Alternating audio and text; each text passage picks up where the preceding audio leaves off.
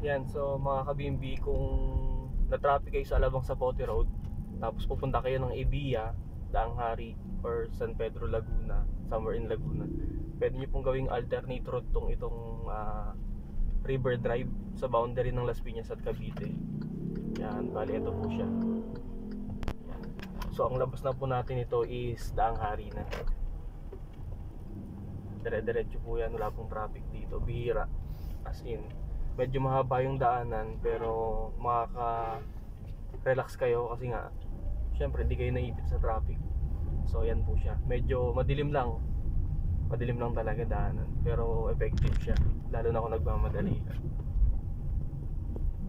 Yan. So wag tayo tumakbo ng sobrang tulin dito kasi nga two-way lane lang to. So minsan may mga nakakasalubong ako rito na sobrang tulin magpatakbo, or mga naka high beam, yan masakit sa mata, iwasan po natin yan. Low beam lang dapat yung gamit natin. Yan.